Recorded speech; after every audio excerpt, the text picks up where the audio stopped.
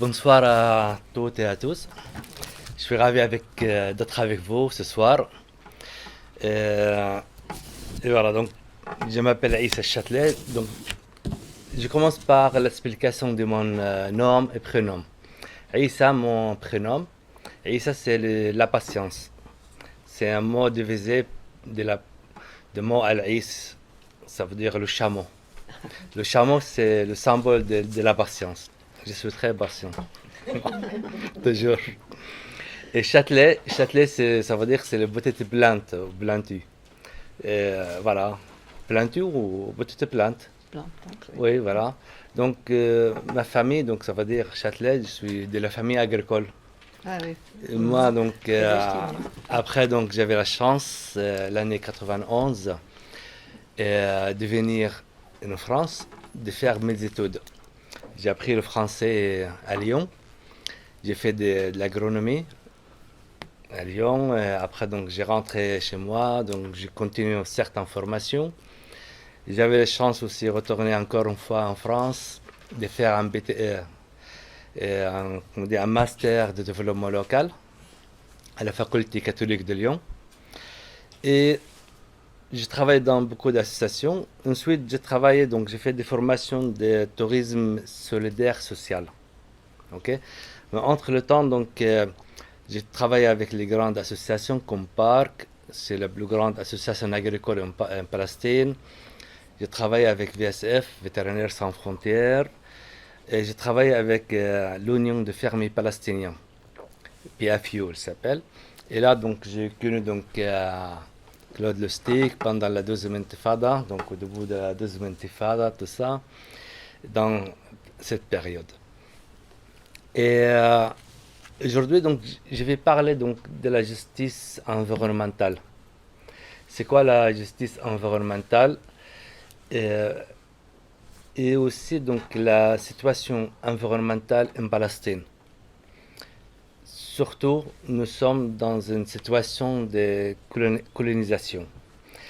Et je vais me concentrer sur différentes choses pendant mes comment on dit, la présentation. Et après, donc, on fait des discussions par rapport à ça. Mais avant tout ça, donc, moi, je suis en Palestine, donc je travaille, c'est pas travailler, mais je suis membre dans plusieurs associations agricoles et associations de développement. Je suis membre de l'association Arab Agronomist Association, ou bien l'association des agronomes arabes. L'association des agronomes arabes, on a commencé à travailler depuis 2007. Mais nous sommes les spécialistes, presque la seule association qui a commencé à travailler sur l'agroécologie et aussi le bio. L'agroécologie et le bio. C'est deux choses très très proches, mais différentes pratiques ou bien différentes gestions. Et je suis le vice-président de cette association. Et maintenant, aujourd'hui, je suis là comme le vice-président de cette association. Et notre association, avec l'association Parc, on a développé, donc avant c'était développé, mais après nous, on a intégré dans le travail, on a développé la compagnie, elle s'appelle Arrif, pour le commerce équitable. Cette compagnie, par exemple, lui, là-bas, donc elle est exportée par la compagnie Arrif pour le commerce équitable via Andine, ici en France. Andine, elle fait la distribution. Et tout ça pour dire, voilà, donc l'agroécologie, c'est un aspect très important pour nous en Palestine pour renforcer la résilience de la population palestinienne. Ok. Et deuxième chose, faire des compagnies de commerce équitable, c'est quelque chose de très important pour renforcer la résilience aussi économique des producteurs agricoles sur leur terre. Et je reviens donc sur ma présentation. Donc, je vais me concentrer la plupart des après Oslo. Vous savez, donc après Oslo, il y avait un accord entre les Palestiniens et les Israéliens pour faire la paix, on dit. Et ils ont divisé la Palestine en trois parties, ou même quatre parties. Jérusalem, c'était après, Ça, c'est quelque chose. Les trois parties, c'était les zones A, B, C. Les zones A, c'est les zones, les habitants, ou bien les grandes villes.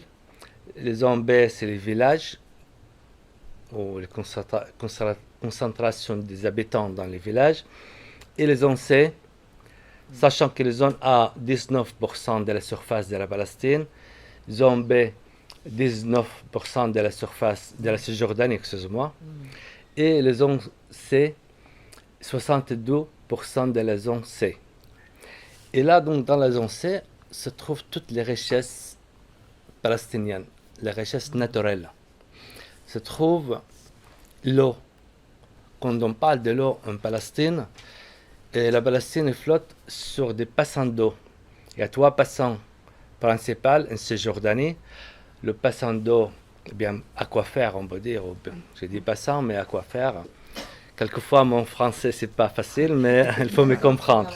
C'est pas mal. Voilà. Ouais.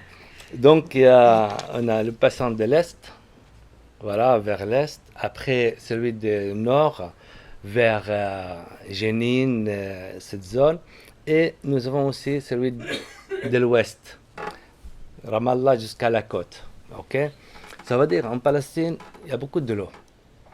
Mais le problème, c'est 86% de l'eau palestinienne est contrôlée, confisquée par Israël. Et nous, on achète notre eau d'Israël. 1 m3 d'eau, pour nous, l'eau potable dans les villes, elle est 6 shekels, 1,5 €. Et il faut imaginer les producteurs agricoles, les bédouins, quand ils achètent l'eau, il n'y a pas de réseau là-bas, il faut qu'ils achètent l'eau par tank mobile.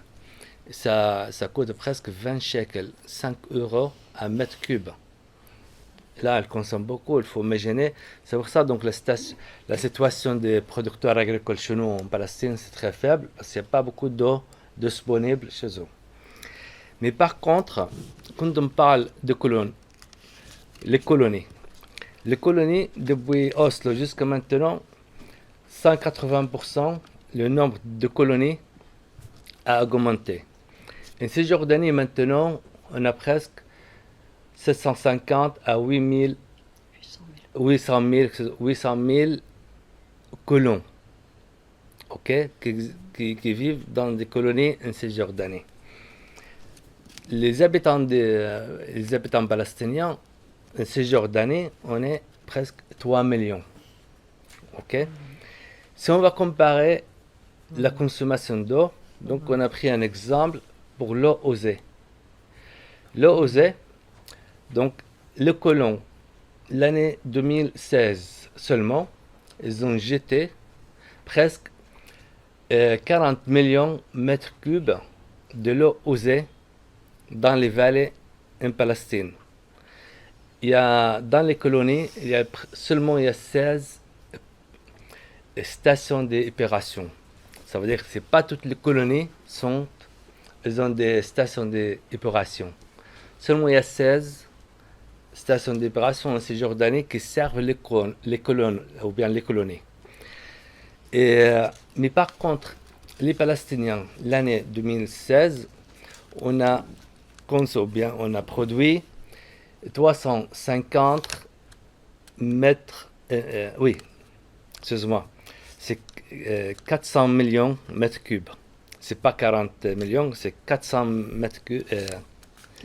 400 millions de mètres cubes. Et les Palestiniens, on a produit 350 millions de mètres cubes de l'eau usée. Ça veut dire 800 000 colons, ils ont produit de l'eau usée plus de 3 millions de Palestiniens. Ça veut dire la consommation de l'eau, c'est 5 fois plus qu'un Palestinien. Mais le pire, c'est quoi le pire? Quand on parle de cette quantité, de 400 millions de mètres cubes jetés dans les terres agricoles, ça c'est qui est la catastrophe. La catastrophe au niveau de l'environnement, pour l'air, les odeurs, tout ça. Et deuxième chose, pour la terre. Il y a beaucoup de terres qui sont mortes.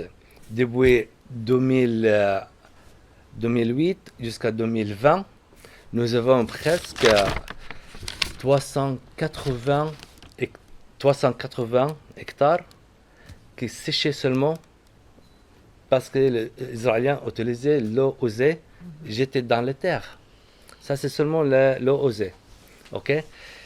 Et deuxième chose, si on prend l'eau des nappes phréatiques, OK? L'aquifère et tout ça. Donc, nous avons aussi des pollutions très élevées dans l'eau des nappes phréatiques. Et beaucoup de l'eau chez nous n'est pas potable. On ne peut pas la consommer. On l'utilise pour l'agriculture, l'irrigation seulement, mais ce n'est pas consommé. Okay? Surtout l'eau dans les poches superficielles, on va dire, ou bien les pochettes superficielles. Dans les poches superficielles. Voyez? Donc, comme ça, c'est la contamination. L'air, la terre et l'eau. En Palestine, depuis Oslo, on peut dire, jusqu'à l'année 2020, on a cherché de construire aussi des stations d'épuration. Mais malheureusement, on a déposé plus de 50 demandes. Ils ont donné seulement combien? 3 demandes. Voilà. Ils étaient d'accord pour construire 3 stations d'épuration. Sauf, il y a une condition. Si les colonies utilisent les mêmes stations d'épuration pour nous, voilà. Et ils sont capables de donner une permission pour les Palestiniens pour construire des stations d'épuration. Alors pourquoi donc, nous on demande de la permission? Par rapport aux normes, on ne peut pas construire une station d'épuration très proche des habitats ou bien des maisons. Il faut éloigner au moins 1 kilomètre. OK? 1 kilomètre, on se trouve où? Dans la zone C. Et la zone C, on a dit, complètement contrôlée par Israël. OK? Ça veut dire qu'il faut prendre la permission pour faire ça. Alors, ils ne donnent pas. Ils font les chantages avec nous. Et ça, c'est très important pour nous. Alors, la Palestine, elle est pauvre. Non, donc, comme j'expliquais pour le monsieur tout à l'heure, donc, chez nous en Palestine, moyennement, donc dans les zones centrales, la pluviométrie, presque on est 550 mm à 600 mm par an. On commence au mois de novembre, les pluies, jusqu'à avril. OK? Dans cette période, le maximum, on est à 600 mm. Si nous sommes vers l'est, vers Jéricho, on est à 250 à 350 mm de pluviométrie. Okay? Si nous sommes vers le sud, vers Hébron, Bethléem, pas Bethléem, mais vers Hébron, le sud, on est presque, quelquefois on arrive 200, 150, le sud-sud. Okay? Le Negev en Israël à 50 mm. Okay? Alors, nous sommes dans une zone où notre terre elle est sèche. On n'a pas beaucoup de l'eau. Qu'est-ce qu'on fait pour faire ça? On essaie de chercher des alternatives. C'est quoi l'alternative? On fait des citernes ou bien des réservoirs souterrains, ou soit des réservoirs métalliques sur la terre. Comme ça, on peut stocker l'eau pendant la saison de pluie. On fait moissonner l'eau. Voilà, récolte l'eau, le stock, et comme ça on peut réutiliser au fur et à mesure. Mais par contre, pour nous c'est interdit. Pourquoi c'est interdit? Parce que nous on change le paysage. Le paysage, ça veut dire... Le paysage. Le paysage, oui. Voilà. Donc nous on parle aussi, donc, quand on parle du paysage, tout ça, et pour nous c'est... Qu'est-ce qu'on fait, nous? On cherche des endroits où il y a des rochers pour creuser un citerne ou bien mettre un réservoir. Okay? L'eau, elle va utiliser pour l'irrigation pour les arbres, pour faire pousser les arbres. Ça veut dire, nous, on fait attention à l'environnement, on fait attention au paysage, okay? Pour améliorer l'environnement, tout ça. Et pour nous, c'est interdit. Parce que nous, on change de paysage. Et il vient démolir tout ça. Donc, je donne un exemple. Donc, seulement donc, entre l'année 2008 jusqu'à 2020, 802 citernes et réservoirs qui ont été cassés, démolis par les Israéliens. Okay? Donc, on parle de 2 ans. Et un réservoir donc, de capacité 60 mètres cubes, 80, 100 mètres cubes pour stocker l'eau, voilà, pour des choses simples. Okay? Ça, c'est interdit. Mais par contre, on voit les colonies se développent. Mais aussi, il y a beaucoup de colonies qui ont été développées dans des zones naturelles, ou bien des réserves naturelles. Les Israéliens, depuis 1967 jusqu'à, on peut dire, 2012, 2015 à peu près, et ils ont déclaré une Cisjordanie. On a développé, on peut dire, 52 réserves naturelles. Il y a différentes tailles, ok? Mais ces réserves naturelles, c'est des forêts, des sapins, des chênes, etc. Okay? Il y a 32 réserves naturelles qui sont situées maintenant en zone C. Ça veut dire contrôlées par les Israéliens. 18% des réserves naturelles et en Cisjordanie, dans les zones A ou B, contrôlées par les Palestiniens. Mais qu'est-ce qu'ils ont fait? Je donne un exemple pour une réserve naturelle qui est située à Salfit, dans la région de Salfit. Et à côté, un village qui s'appelle Derestia. La vallée, il s'appelle le Wadi Qana. Wadi Qana, c'est une réserve naturelle magnifique. C'est des montagnes un peu rondes comme ça. Et dans la vallée, il y a beaucoup de sources d'eau et beaucoup de cultures des agrumes, des oliviers, des agrumes, des maraîchages, pas mal de choses. Au début de l'année 80, les Israéliens ils ont déclaré que cette zone, c'est une réserve naturelle, c'est interdit de toucher cette zone ou bien planter de nouvelles arbres dans cette zone. Mais par contre, qu'est-ce qu'ils ont fait?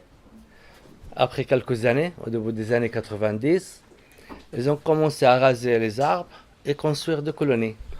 Et maintenant, dans cette zone, il y a presque 13 colonies. Ok? Et le pire, c'est quoi? Qu'ils l'ont osé et descendre, donc elle jetait dans cette vallée. La pollution des sources, etc. Donc il faut aussi donc qu'on l'eau de source mélangée avec l'eau osée. On parle des oiseaux, on parle de pas mal des insectes aussi. C'est pas tous les insectes sont mauvais, mais aussi des insectes aussi, on a besoin des insectes d'une manière à l'autre, comme les abeilles, ok, et d'autres choses. Vous voyez, tout ça, donc, qu'est-ce que ça donne au niveau de l'environnement? Et ça, c'est un exemple, ok. Après, donc, qu'est-ce qu'ils ont fait? Au début des années 70 en Israël, ils ont décidé, ou bien ils ont pris, ou bien ils ont voté pour une loi pour que les zones industrielles israéliennes qui fabriquent les produits chimiques, soit liquides, soit solides. Liquide, c'est les produits chimiques, on peut dire des pesticides et d'autres choses, même les peintures, etc. Aussi pour le nettoyage, etc. Tout ça, c'est des liquides. Après, le solide comme les éponges, les pneus des voitures et d'autres choses. Ça, c'est interdit qu'il reste en Israël. Et qu'est-ce qu'ils ont fait? Ils ont commencé à se déplacer les zones. Se déplacer cette zone où ils vont l'amener en Cisjordanie. Je donne quelques exemples par rapport aux zones industrielles. On parle des Gashouri. Gashouri, c'est situé vers Tulkarem. Ok? À l'ouest de Tulkarem. Dans une zone qui s'appelle Irtah. Et là, c'est une station de train Bien, la gare de train, là-bas, à Tulkarem, l'ancien train ottoman, et maintenant il n'existe plus.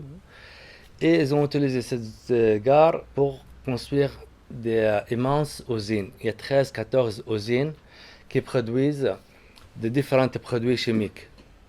Les éponges, les pneus, des pesticides, voilà, tout ça.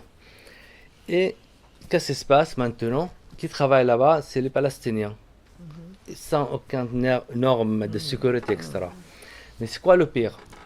Le pire, donc, chez nous, donc, le vent vient de l'est à l'ouest. L'ouest, c'est Israël. L'est, c'est la Palestine, c'est la ville de Tulkarem. Irtah est la ville de Tulkarem. Et toute l'année, donc, l'air de l'ouest à l'est, ça va, les usines, ils travaillent, il n'y a pas de souci. Toutes les poussières, où il va, dans la côté palestinienne, et, on a perdu beaucoup de végétation, mais aussi il y a beaucoup de gens malades, des poitrines, des paiements, des cancers des poitrines. Et pendant l'année, nous avons 40 jours, pendant l'année, qui l'air de l'est à l'ouest. Quand il y a l'air de l'est à l'ouest, bien sûr, c'est fermé. Elle ne travaille pas. Okay, l'air, elle va aller donc chez les Israéliens, donc, et avant elle travaillait, mais après, les producteurs ou bien les paysans agricoles en Israël, ils ont porté plainte contre les autorités israéliennes et maintenant c'est interdit, quand l'air de l'est à l'ouest, c'est interdit de travailler. Après, ils ont construit une autre zone, elle s'appelle Burkan. Burkan, c'est à côté Salfit. C'est une grande zone industrielle et c'est la même chose. Autour de Salfit, il y a une colonie, elle s'appelle Arayel, qui est située à l'ouest. Et cette colonie industrielle, Burkan, à l'est, autour, qu'est-ce qu'il y a? Des villages palestiniens. Ça va. Ils peuvent travailler. Ensuite, ils ont développé une autre zone, la même chose, à Ya'bad, vers Jenin. Jenin Ya'bad. C'est la même chose, le même principe. Mais aussi, donc, à Ya'bad, là, c'est Jenin, c'est Jordanie. Et derrière, on trouve toutes les villes palestiniennes en Israël. Les Arabes d'Israël, c'est derrière. Ça veut dire donc qu'ils peuvent travailler toute l'année, il n'y a pas de souci. Quel que soit l'air, à droite, à gauche, est-ouest, il n'y a pas de souci. Parce autour, c'est des Arabes. Et moi, je dis ça parce que aussi, c'est pas seulement donc les zones industrielles, mais aussi après, il y a les déchets. Les déchets des zones industrielles. Soit liquides, soit industriels. Solides. Où il va? Il va dans les zones palestiniennes. Voilà. Chaque jour, si je prends le sud, seulement le sud, la région de Hébron, nous avons entre 100 à 500 tonnes, c'est pas mètres cubes, mais tonnes de déchets solides et liquides jetés dans les terres de Hébron, ou bien la région de Hébron. Et tout ça, c'est interdit international. Et on parle de la racisme environnemental. Et une histoire qui s'est passée donc aux États-Unis, dans la région de Carolina, quelque chose comme ça. C'était le terrain mort, on va dire. Ils jetaient tous les produits chimiques, les déchets, tout ça dans cette zone. Pourquoi? Parce qu'il y avait aussi la concentration des Américains africains qui habitaient là, dans cette zone. Voilà, c'était un scandale. Les Américains, ils ont travaillé, et quand on parle de termes génocide, comme des racisme environnemental, et c'est ça le racisme environnemental. Quand on parle de l'écocide, c'est ça l'écocide. Moi, je suis en train de démolir une nature, et je suis en train de démolir l'environnement, qui aussi, parce que quand on parle de l'environnement, ou bien la justice environnementale. C'est un droit commun. Donc tout le monde, on a le droit de vivre dans un milieu environnemental sain, et, durable, fiable. C'est ça. Chacun a le droit. Et maintenant, pourquoi donc ce type de racisme ou bien d'injustice environnementale? Et nous, on toujours les recherches qui étaient faites par B'Tselem. B'Tselem, c'est une association israélienne qui a fait beaucoup des études. C'est pas seulement des études, des enquêtes elle a fait sur les déchets chimiques, mais aussi il y avait des déchets nucléaires, mais c'était difficile de publier des choses. C'était très dangereux pour eux. Ils n'ont pas avancé pas beaucoup. Mais pour les déchets chimiques, voilà, donc il y a plein d'exemples, beaucoup des études qui étaient faites sur ça. Et toujours dans les études, tout ça, on dit, c'est quoi, qu'est-ce qu'il y a qui sépare l'Israël des Palestines? Moi, toujours, je parle des Palestines, Israël, parce officiellement, voilà, au niveau officiel, la reconnaissance de deux États. Moi, je suis toujours optimiste. Ok. Et voilà, optimiste, pacifiste, on peut dire aussi. Et quand on parle de tout ça, et qu'est-ce qui se passe dans la terre palestinienne et l'eau qui existe en Palestine, en Cisjordanie, elle va où après? Donc elle va s'infiltrer aussi chez les Israéliens. Et aussi l'air, il n'est pas toujours stable. L'air, elle va aussi donc aller dans les deux côtés. Donc elle va importer plein de choses dans le côté israélien. Et c'est pour ça donc qu'il y avait, dans les études, ils ont provoqué le danger. Le danger, c'est pas seulement nous, on était contaminés, voilà, beaucoup de malades, beaucoup de choses chez nous, voilà. Mais aussi, ils ont provoqué la contamination du côté israélien, qu'ils ont aussi, ils vont subir les mêmes choses. Là, on parle de court terme, mais à long terme, qu'est-ce que ça donne tout ça? À long terme, qu'on fait aussi le lien avec le changement climatique, qu'est-ce qui se passe? Le réchauffement de la Terre. Mais tout ça, c'est des choses qui jouent un rôle très important. Même si pas à court terme, à long terme, ça chauffe la Terre. Au niveau changement climatique, les écosystèmes. Et, je donne un exemple pour les écosystèmes, par exemple. Et, pour les oiseaux, les immigrés en Palestine. Donc, normalement, c'est la Palestine, la vallée du Jourdain, Tibériade, Galilée, Golan. Toute cette zone, c'est une zone pour les migrations de 40, je sais pas, 4 milliards ou 40 milliards d'oiseaux, à peu près, donc je n'ai pas les chiffres exactement, mais des énormes des oiseaux qui viennent vers l'Europe, qui traversent, ils restent quelques mois chez nous, 1 mois, 2 mois, 3 mois, après ils continuent vers le sud. Ça, c'est pas maintenant, c'est la saison d'immigration du nord au sud. Après, elle revient vers entre mars, mai, c'est le retour. Ok. Et à chaque fois, on est dans la vallée du Jourdain. On voit beaucoup des oiseaux morts. Pourquoi? Parce que là-bas, il y a une décharge énorme et qui s'était faite après Jéricho, après Oja, on peut dire, au centre de la vallée du Jourdain. Et aussi tous les déchets organiques qui est aussi des résidus agricoles, on peut dire, contaminés par beaucoup de pesticides, des engrais chimiques et tout ça. Et j'étais où? J'étais là-bas. Tous les déchets de colonies dans la vallée du Jourdain autour, j'étais là-bas. Okay? Alors les oiseaux, ils viennent pour manger. Qu'est-ce qu'elles restent comme des choses? Voilà, on trouve beaucoup d'oiseaux morts. Et quand on parle d'écosystème, voilà, à mon avis, donc dans quelques années, on est dans une situation difficile. Et pour la Palestine, donc, moi j'ai le temps, oui. Quand je parle de la Palestine, je parle de 3 choses. Je parle de la terre, la frontière et l'eau. Ça, c'est, donc, je crois que c'est les 3 éléments principaux pour construire, développer un État, un pays. Okay? Aussi pour nous, pour vivre. Voilà. Et un producteur agricole, il a besoin de l'eau, de la terre, de l'eau. Mais quand on parle d'un État, c'est l'eau et la terre, les frontières et l'eau. J'ai parlé un peu de l'eau, etc. Mais aussi, donc, je parle de la terre. La terre, on a dit les zones, comment c'est partagé, ou bien divisé. Mais aussi, donc,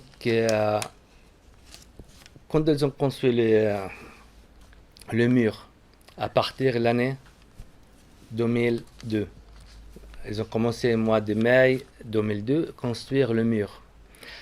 Pour construire le mur tout seul, qui fait longueur presque maintenant 800 km, il faut imaginer, la zone pour construire le mur, elle est confisquée presque 5% de la terre de la Cisjordanie. Mais 5%, c'était pas vide, c'est pas une zone vide, hein. C'était des zones qui étaient cultivées par des arbres, plein de choses. Plus d'1 million d'oliviers qui étaient arrachés. Des centaines, des milliers aussi des arbres fruitiers. Des fermes, des maisons qui étaient rasées pour construire le mur. Voilà, il faut connaître. Et maintenant, le mur, il y a 3 façons de faire le mur. Il y a un béton, après les barbelés très courts, après maintenant, la 3e façon, c'est des barbelés 8 mètres, 9 mètres, avec des barbelés très, très méchants, on peut dire. Et à chaque fois, on voit les animaux qui veulent traverser, surtout la nuit, parce que c'est des barbelés, des grillages, des barbelés très transparents, pour la surveillance.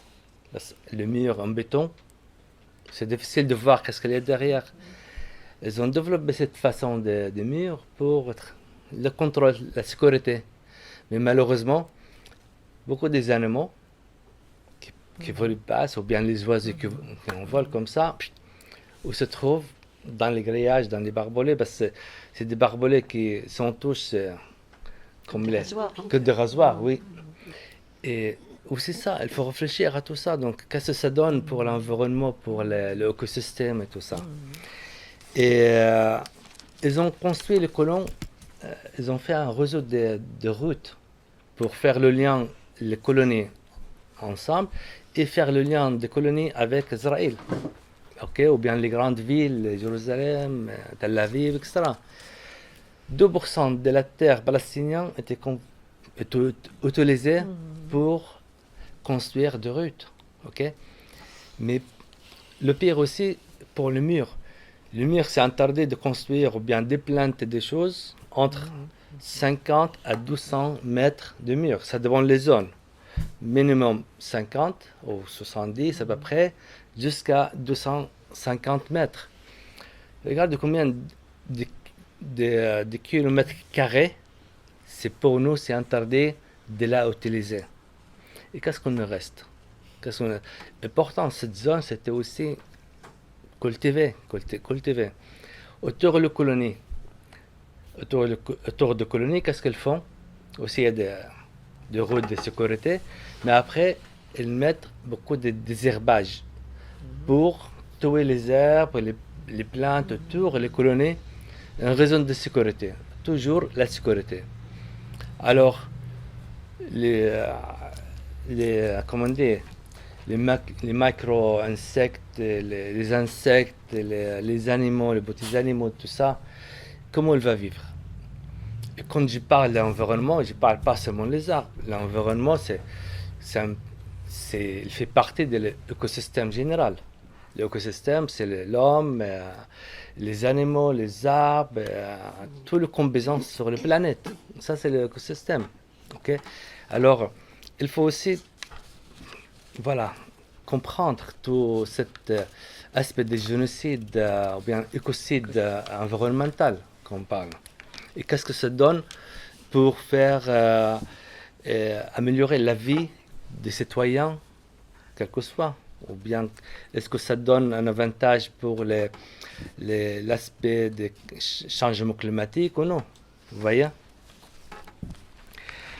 Je vais parler aussi de quelque chose de très important pour nous, c'était l'eau de la mer Morte.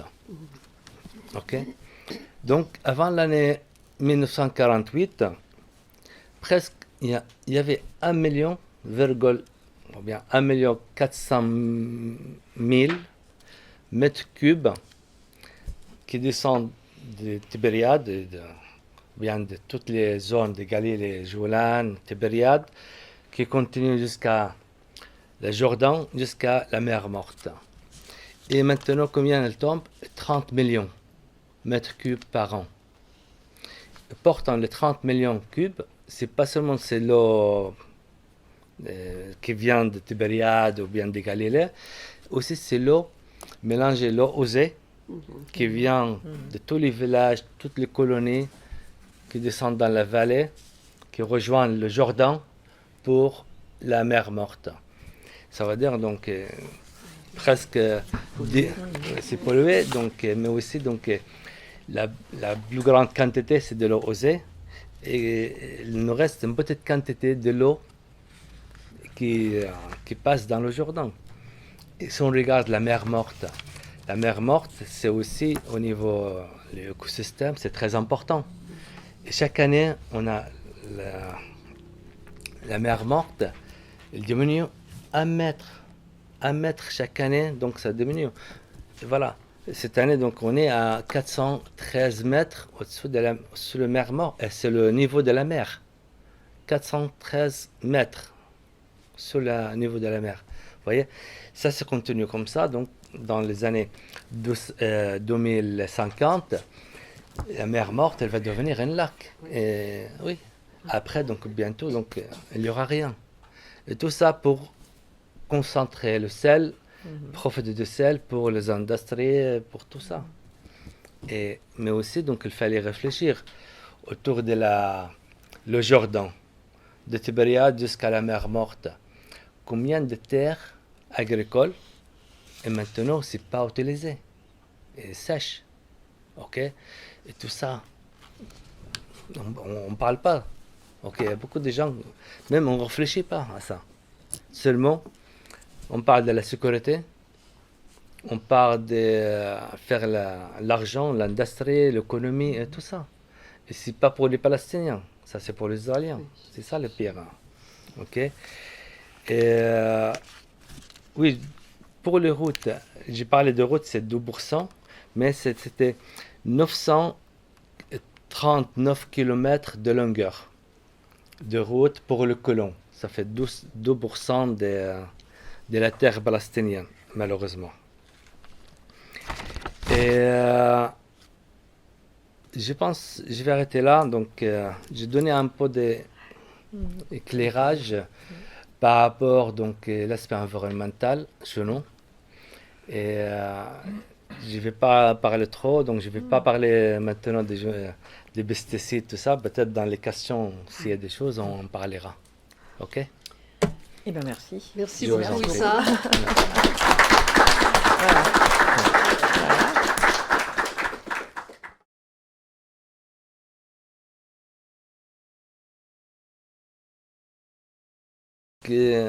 Malheureusement, non, c'est pas la majorité. Peut-être il y a 50 ans, oui, c'était la majorité. Mais à partir des années 70, il y avait une politique israélienne. Et voilà, c'est pour enlever les producteurs agricoles, les paysans de leurs terres. Mais comment? C'est pas la confiscation de la terre, tout ça, mais ils ont développé beaucoup de travail en Israël.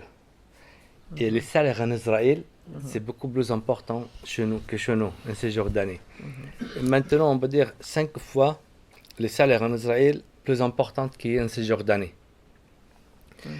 Et beaucoup de gens qui ont quitté leur terre, disent, mais je travaille la terre, tout ça, qu'est-ce que ça me donne?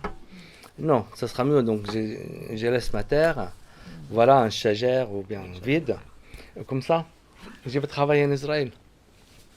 Et malheureusement, ils travaillent dans les colonies, soit à Jérusalem, soit en Israël, tout ça. Mais chez nous, il n'y a pas beaucoup d'offres de travail, beaucoup de chômage, surtout les jeunes.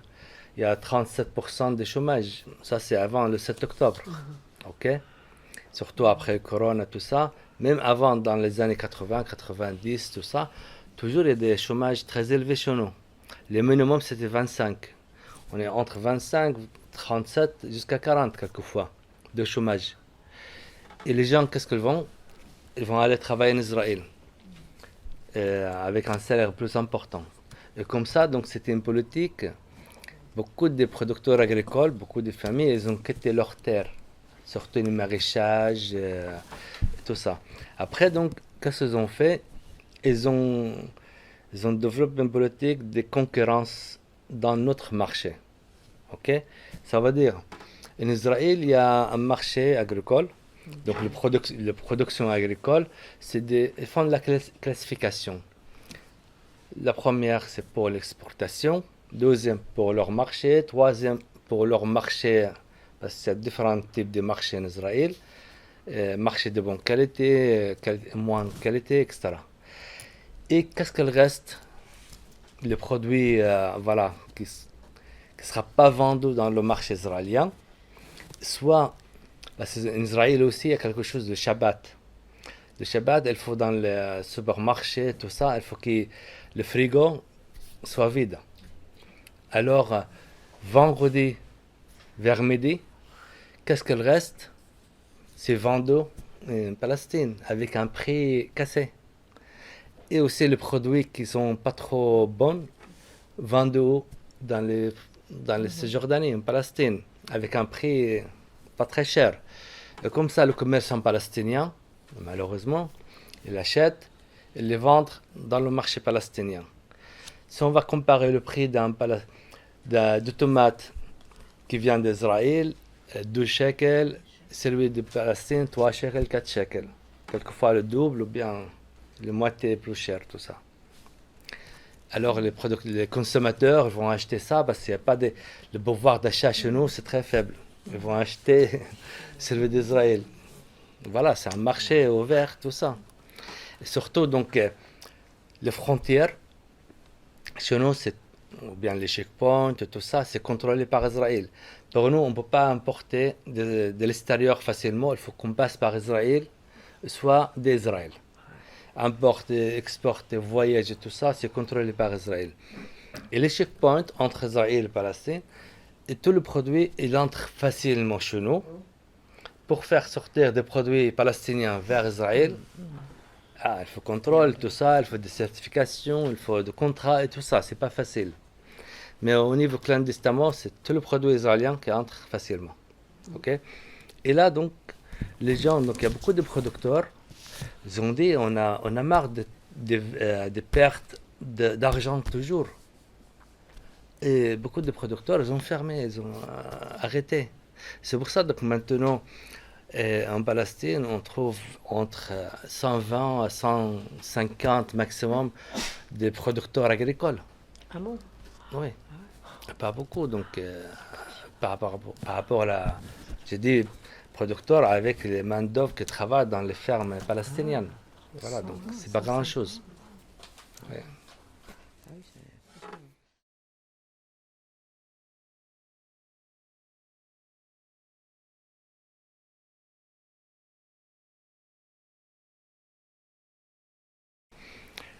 Et on a aussi un vrai problème à Gaza. Avant la guerre, avant le 7 octobre. Et avant le 7 octobre, 97% de l'eau, pour venir à votre question, et 97% de l'eau à Gaza, c'était une eau potable. Ok?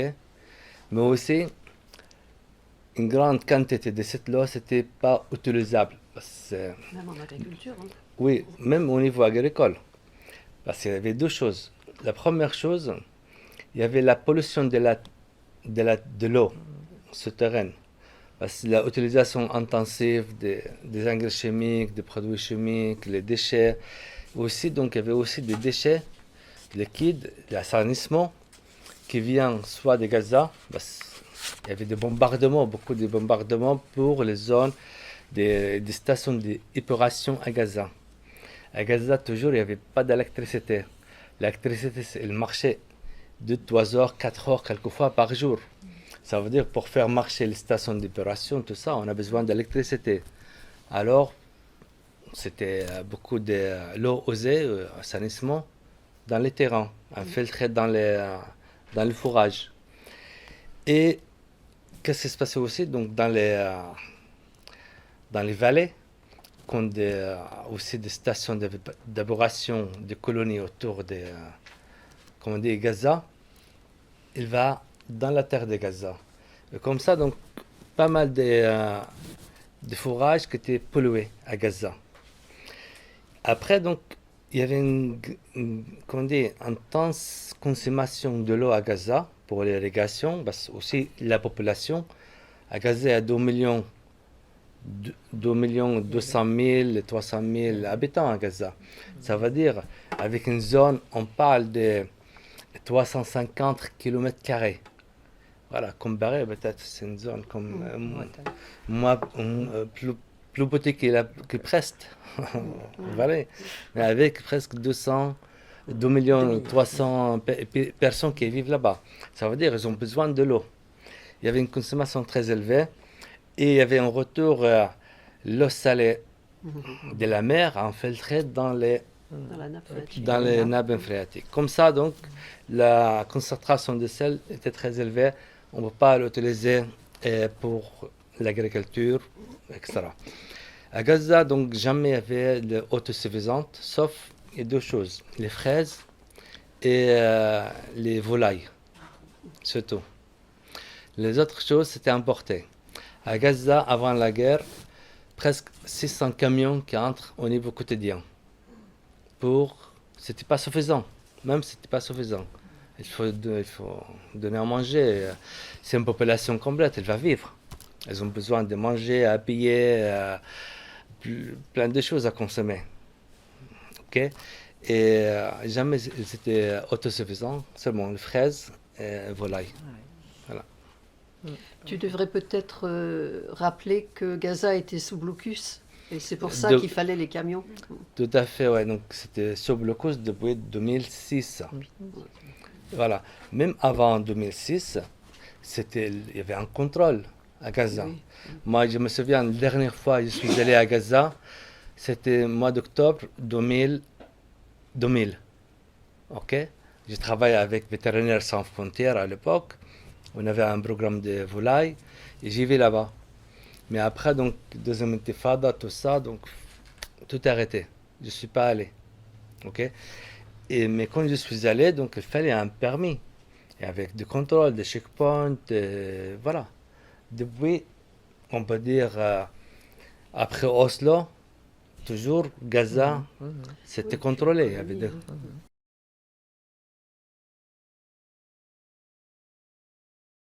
En Palestine, il y a presque 15 millions d'oliviers, presque. Voilà, qui maintenant, donc, qui produisent. Ok. On a presque à peu près 1 million. Dans quelques années, il va donner. Parce que nous, chaque année, on plante des oliviers. On essaie de grandir les vergers donc, des oliviers. Parce que c'est un arbre, voilà, résistance. Et elle n'a pas besoin pas beaucoup d'eau, seulement les premières 2 ans. Mais après, donc, c'est un arbre économique, résistance, éternelle, même s'il y a des incendies. Voilà, ça suffit de le couper, donc il y a les branches qui repoussent directement, il n'y a pas de souci. Okay? On l'utilise aussi pour limiter les incendies dans les montagnes. Et 15 millions d'oliviers, on fait donc moyennement presque 25 000 tonnes de l'huile. Parce qu'il y a le phénomène d'alternance de la production. Ça veut dire une année, on fait beaucoup, 35 à 40 000 tonnes. Une année, on est entre 10 à 15 000 tonnes. C'est variable. C'est la technique, la sécheresse, l'eau, plein de choses. Les maladies, donc, quelquefois. Voilà, donc, ça, c'est des choses techniques. Mais on arrive à 25 millions de tonnes moyennement. On consomme sur place à peu près la moitié. La moitié, donc, il faut la vendre. Et c'est pas facile. Ok? Donc, surtout, c'est pas facile parce qu'il faut des marchés, etc., etc. Mais qu'est-ce qui s'est passé pendant les récoltes? Je prends de l'année dernière. L'année dernière, la saison c'était très mauvaise. Ok, la récolte, donc au niveau donc les fruits et tout ça, il n'y avait pas beaucoup de quantité, c'était une mauvaise année des récoltes. Mais aussi le pire, que nous on commence le 15 octobre. Le 15 octobre, on commence la cueillette. Et le 7 octobre, Ouais. après le 7 octobre, il faut imaginer, donc plus de 40% des oliviers en Palestine n'étaient pas récoltés. Parce que c'était proche des colonies, de routes de colons et tout ça. Et aussi, donc, il y a beaucoup. Ils ont imposé donc presque 750 checkpoints. Checkpoints, c'est les checkpoints, les barrières. Et tous les villages, c'était fermé. Donc, on ne peut pas sortir, rentrer. C'est déplacé, etc. C'est interdit de sortir. Les soldats ils étaient partout, donc des surveillances. Il y avait un réel danger contre les gens. Il y avait aussi beaucoup de gens qui sont morts l'année dernière, même cette année. Cette année, c'était beaucoup moins. Donc l'année dernière, on a fait presque 9000 tonnes presque de récolte de l'huile d'olive. Pas beaucoup par rapport. Et cette année, la récolte, beaucoup. On a beaucoup des olives cette année. Cette année, on fait entre 35 à 40 000 tonnes de l'huile. Ok, c'est pas encore fini, c'est pour ça donc on n'a pas les chiffres exacts. Mais cette année, donc c'était plus facile dans certaines zones d'aller faire la cueillette. Mais dans beaucoup de zones, surtout la zone des Nablus et Salfite, et le colon, c'est des colons radicaux, violents, etc. Et qu'est-ce qui se passait? Ils ont commencé avant la cueillette. Et comme je disais, donc chez nous c'est sèche, ou bien la terre est sèche là-bas. Et les herbes jaunes, ils ont commencé à mettre le feu. Et ça fait des incendies. Des centaines d'hectares étaient brûlés. Après, qu'est-ce qu'ils ont fait? Avant la cueillette, ils ont descendu dans beaucoup de villages. Ils ont commencé à couper les arbres. Voilà, couper les branches avec le saisie, tout ça. Donc, couper. Presque des 50 hectares qui étaient coupés. Ok, pour nous, ça repousse maintenant, parce que c'est coupé. Ok, ça repousse. Mais les gens, donc, ils ont perdu leur récolte. Et maintenant, il faut attendre 3-4 ans que l'arbre va donner des branches, il va commencer à faire des fruits. Ok. Mais aussi, la troisième chose, les Palestiniens, ils commencent à faire la cueillette. Le colon, il attend jusqu'à dans l'après-midi. Il vient avec la surveillance des soldats. Il chasse les familles palestiniennes. Il vole les olives. Ok. Et quatrième chose, il nous interdit d'arriver jusqu'à la terre. Voilà. Et cette année, ou bien l'année dernière aussi, c'était difficile pour nous de faire des missions civiles pour la protection des gens qui font la cueillette. Mais qu'est-ce qu'il y avait comme avantage? Parce qu'il y a le mur, et derrière le mur aussi, dans le côté israélien, aussi il y a des terres palestiniennes qui, chaque année, ils donnent entre 3 jours à une semaine pour les Palestiniens pour aller à leur terre derrière le mur pour faire la cueillette. Ok? Et cette année, c'était interdit. Seulement, à la fin de presque une semaine, quelque chose comme ça, ou bien des jours, ils ont donné 3 jours pour certaines zones. C'est pas toutes les zones. Et j'ai parlé avec des amis parce qu'on a des coopérations avec Sombola. Sombola, c'est une compagnie de commerce équitable qui est située à Haïfa. Ok? C'est des juifs, israéliens juifs, avec des palestiniens qui travaillent ensemble. Et heureusement, la responsable, c'est une femme israélienne, je ne sais pas, elle est juive ou israélienne plutôt, ouais. J'ai parlé avec elle, elle m'a dit, ouais, je suis à Kalkilia, j'ai fait la cueillette dans la zone derrière le mur. Ils font les cueillettes et après, donc, ils font les pressages de l'huile, tout ça pour les Palestiniens. C'était des groupes d'Israéliens pacifistes, des amis qui travaillent avec nous toujours, et voilà. C'était un peu des choses, mais les gens à côté du mur, à côté des colonies, c'était impossible. Voilà. Mais comme la saison est très bonne cette année, ça rembourse. Ouais. Ça rembourse les choses.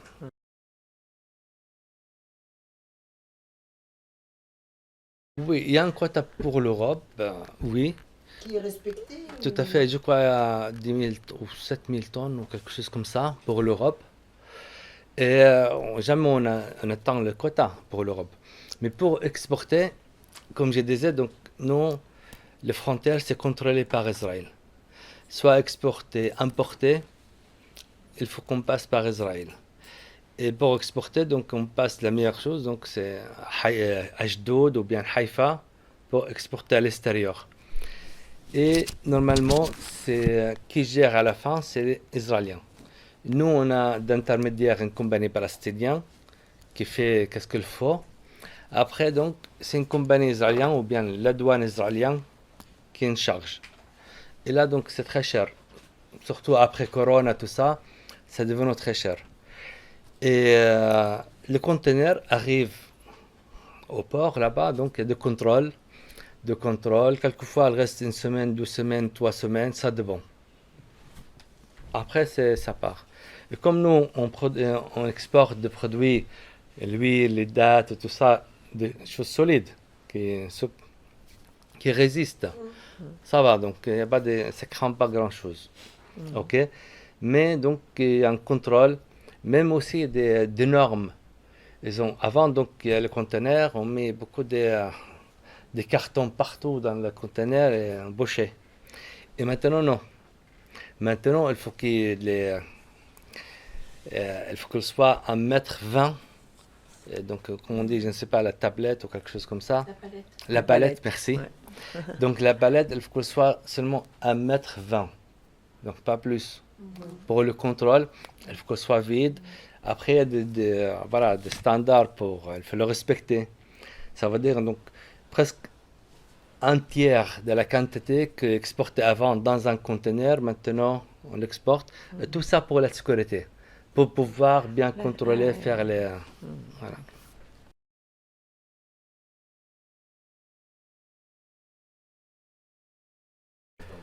Oui, tout à fait. Donc il y a des choses qui partent aussi par la Jordanie pour les pays arabes. Ok? Mais bien sûr, donc qui contrôle les frontières? Israël. Encore Israël. Moi, quand je viens ici, donc il y a des contrôles. J'y vais à Jéricho, premier contrôle palestinien. Après, donc je prends le bus, tout ça plus loin. Voilà, c'est un peu compliqué. Après, il y a le contrôle israélien. Et plus loin, donc je termine avec le contrôle jordanien. 3 contrôles, 1 kilomètre. Des papiers de contrôle. C'est comme ça, donc soit les gens qui vont voyager, soit les produits, c'est la même chose. Le même contrôle.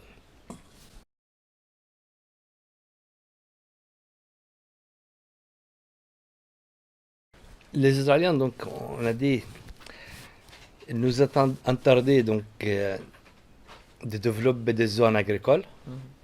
Même, par exemple, dans les ONCE, spécialement, dans les ONCE, si j'ai une terre, ok, je vais travailler ma terre, et par exemple, je vais amener une bulldozer, grande machine, pour enlever le rocher et tout ça.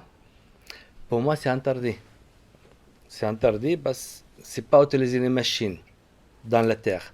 Et nous, on essaie de travailler tout ça à la main. Mais par contre, toutes les zones confisquées par Israël, il utilise les grandes machines, il utilise le dynamite, il utilise plein de choses pour faire ça. Et après, donc, qu'est-ce qu'ils font dans les zones naturelles qui confisquées ou bien gérées par Israël? La plupart c'est cultivé ou bien planté par les sapins.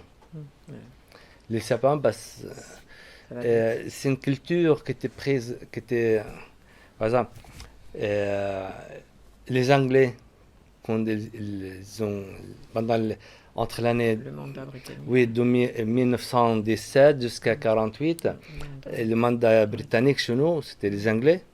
Alors les Anglais, donc, comme chez nous, c'est beaucoup de déserts sèches, il n'y a pas beaucoup de grands arbres, il y a des chênes. Les chênes chez nous, c'est pas comme chez vous ici. 2-3 mètres, c'est des arbustes en fait, ok, soit les oliviers. Les Anglais, ils voulaient voir des choses vertes comme chez eux, ok. C'est pour ça donc ils ont amené donc les sapins, ils ont planté les sapins, beaucoup de forêts. Et après 48, les Israéliens, qu'est-ce qu'ils ont fait sur le village d'Omoli, dans les terres 48 en Israël, qui était aussi la Palestine. Et qu'est-ce qu'ils ont fait pour cacher leur destruction? Qu'est-ce qu'ils ont fait? Ils ont planté beaucoup des arbres, des sapins partout, ils ont fait des forêts. Et maintenant, qu'est-ce qu'ils font en Cisjordanie? Pareil, ils plantent des sapins. Pour nous, le sapin, c'est pas d'origine de Palestine, c'est pas une plante originale. Et ils sont en train d'arracher les plantes originales de chez nous, qui est une plante adoptée à la sécheresse, au climat et à la terre et tout ça, pour la remplacer avec d'autres plantes. Un sapin, elle va rester 50 ans, 70 ans, maximum 100 ans. Maximum, même pas. Mais la chêne, elle peut rester 3000 ans, 2000 ans. Et un olivier, elle peut rester 5000 ans. On a des olives chez nous, 5000 ans. Et la plupart des olives chez nous, on dit c'est des oliviers romaines, à l'époque de romains. Ça veut dire 2000 ans, 1500, 2000 ans. À Béjala, à Loualagé, c'est un village à côté de ma ville, Béjala, il y a un olivier, 5000 ans, l'âge de cet olivier. Et voilà. Ça, c'est des arbres qui restent dans la terre. C'est pas comme le sapin, il faut le couper. Et aussi, c'est vite, pour brûler, c'est vite. Ça brûle vite. L'incendie dans les sapins, c'est...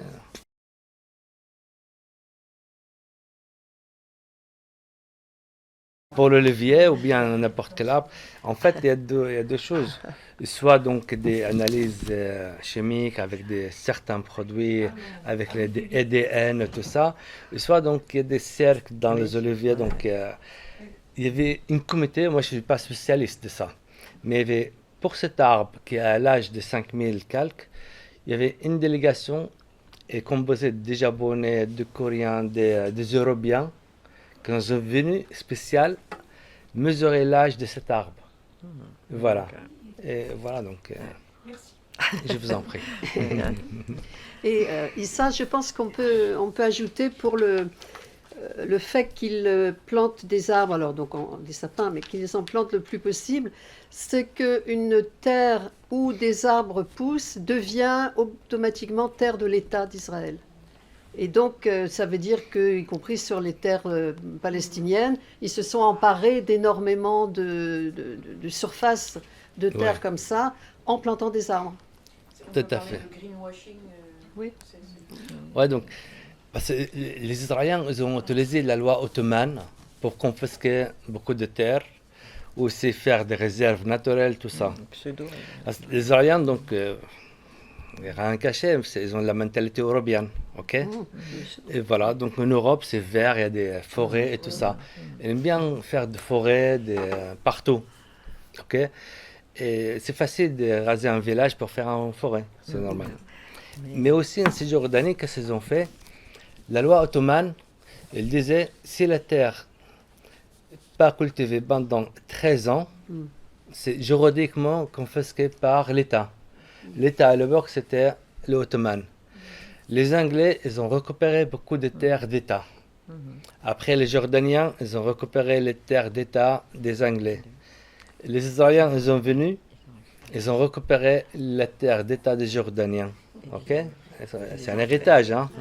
Il n'y a pas des populations, mais c'est des États, c'est des héritages. Ça se passe comme ça.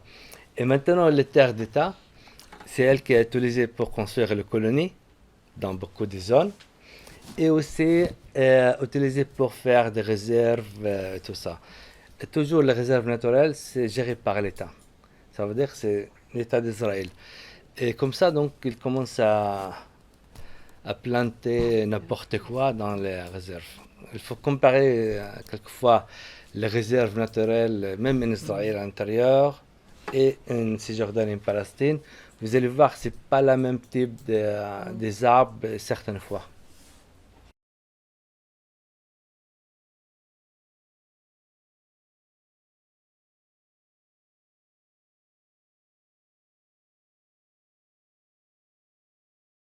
Voilà, pour nous, c'est le tourisme solidaire social.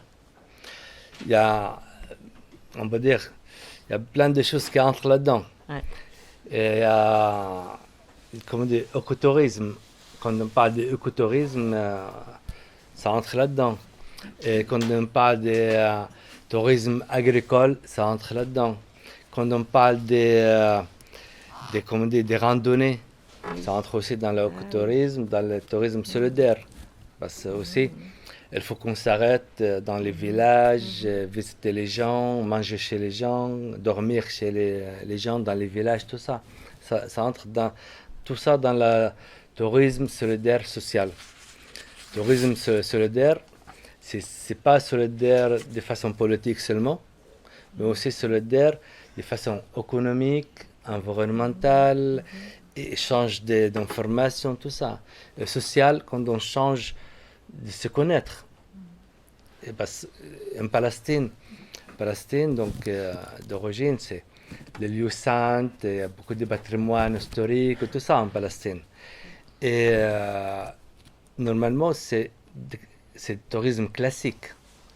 Le touriste, il vient dans un bus, il va descendre visiter une mosquée, après il va aller dans une église, après il va aller dans un monument historique, après il va manger, il va rentrer à l'hôtel, il va dormir. Peut-être il va acheter quelques souvenirs. Ok? Il n'y a pas de contact avec les gens. Ça veut dire, lui, donc, il vient donc, pour un sujet, soit faire le tourisme des loisirs, soit donc des pèlerins, la religion. C'est tout, il va rentrer.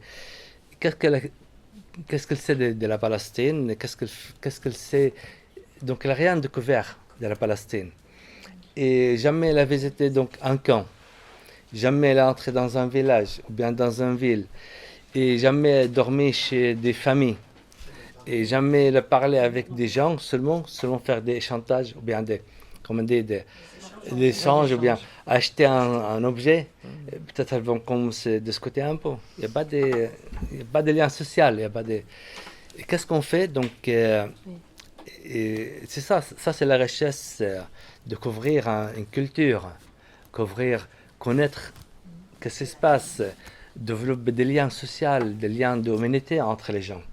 Et ça, c'est qu'est-ce qu'on fait et pour ça. Et pourtant, donc, pour nous, c'était très riche. Pourquoi? Parce que moi, personnellement, comme je suis infiltré dans différentes associations, je suis bénévole et je travaille aussi dans ce métier, j'avais la chance de construire des échanges, quelquefois techniques, quelquefois des projets, quelquefois plein de choses qu'on a développées ensemble.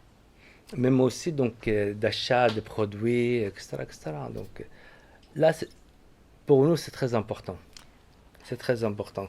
Même aussi, on avait des gens qui ont dit, voilà, nous, on va retourner, on va rester comme des bénévoles. On va rester dans des fermes, dans des associations, aider, former et tout ça. Donc, soit ils ont resté dans des camps pour faire former des enfants, soit les femmes, soit les jeunes, la musique, la culture, agricole. Et moi, j'avais un ami du sud de France. Il est venu, il a fait aussi une formation d'apiculture. Moi, je suis apiculteur aussi. J'ai des ruches, j'ai fait des miel. On a fait avec lui une formation d'apiculture. Vous voyez? Et ça, c'est la richesse. Ça, c'est qu'est-ce qu'on cherche pour développer. Ouais.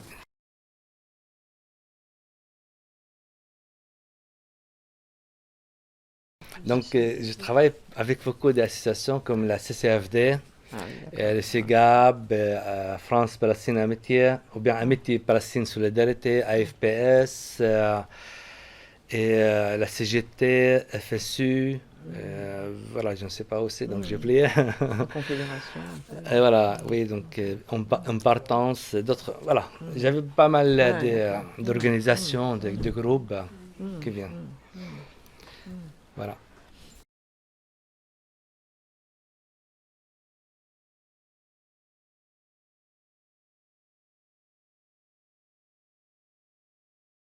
Donc, avant le 7 octobre, oui, donc, même après Oslo, il y avait pas mal de coopération avec des organisations israéliennes.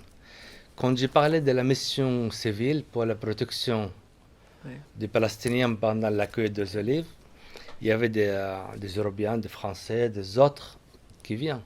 Mais aussi, il y a beaucoup de Français, des Israéliens. Des Israéliens qui travaillent dans des associations pour la paix, spécialement donc Parti communiste israélien, et aussi des autres organisations israéliennes comme B'Tselem, La Paix Maintenant, Femme Noire, il y a des autres. Okay? Après, quand les Israéliens ont commencé à construire le mur, et la plupart qui font de la résistance qui reste, c'est pas les Palestiniens, c'est les Israéliens. Ils peuvent se battre, ils parlent la langue, etc. Donc voilà, elles étaient toujours présentes.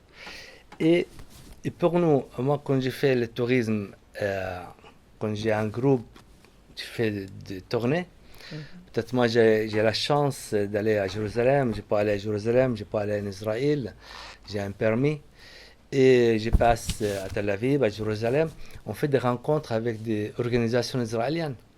Il y a tellement d'associations, sont minoritaires, donc il y a pas mal d'associations, mais c'est pas au niveau nombre des habitants, c'est pas la majorité malheureusement.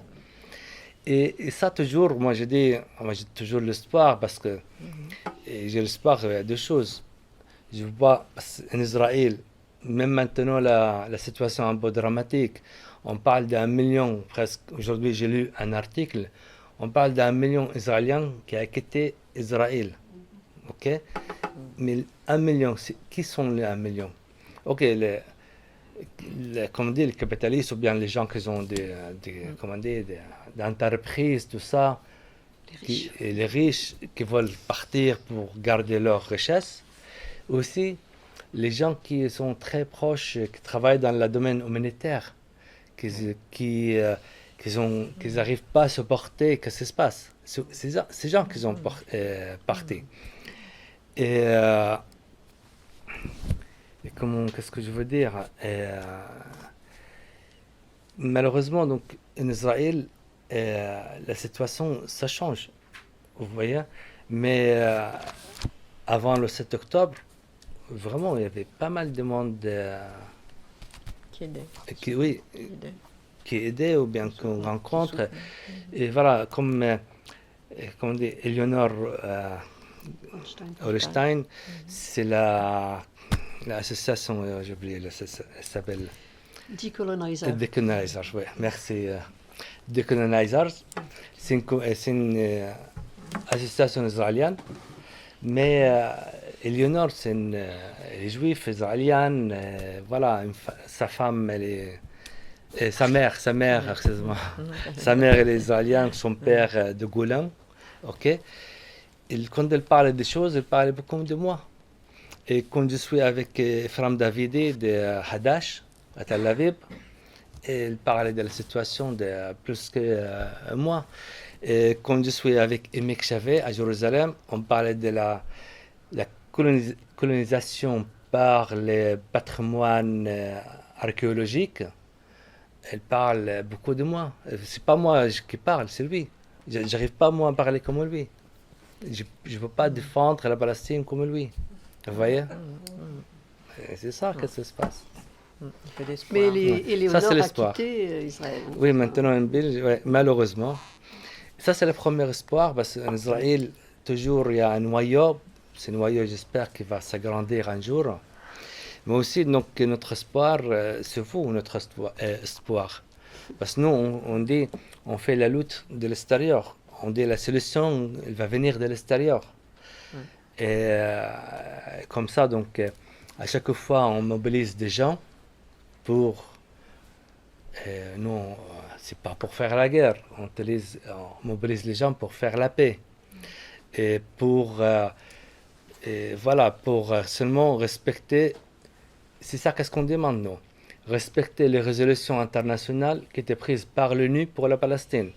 C'est pas les Palestiniens qui a créé les résolutions. C'est la communauté internationale. Et tout le monde a voté oui. Vous voyez? Sauf quelques-uns. Et nous, c'est simple. Voilà, respecter, impliquer les résolutions qui étaient prises pour la Palestine, c'est tout. Et pour faire ça, donc je crois, vous avez un rôle très important pour forcer vos États donc, Ouais. à respecter le droit international, le droit de l'homme, je crois. Justice internationale.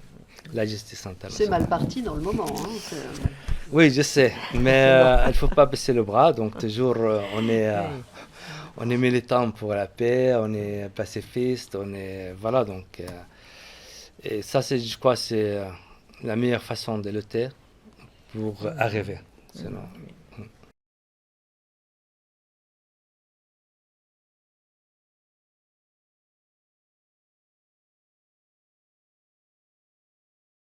Pression Voilà. sous toutes les formes. parler de la cause, et mobiliser les gens, et tout ça, donc... Faire pression sur toutes les formes. tout à fait. Toujours, on dit...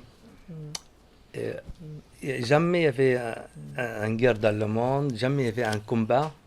À la fin, il faut qu'on s'assoie sur une table pour la négociation. Mais après, toujours, il y a une perte. Oui. Mais pourquoi donc il faut attendre qu'il y ait une perte comme ça pour négocier, pour discuter. Mais après, donc voilà, la France, l'Allemand, voilà, vous êtes...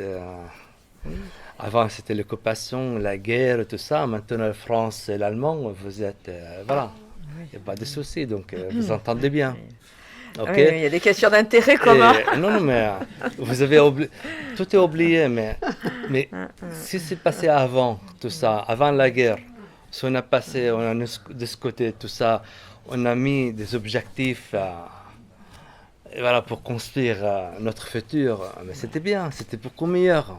On n'aura pas perdu beaucoup de gens, beaucoup de patrimoine, beaucoup de choses, vous voyez. Et c'est simple.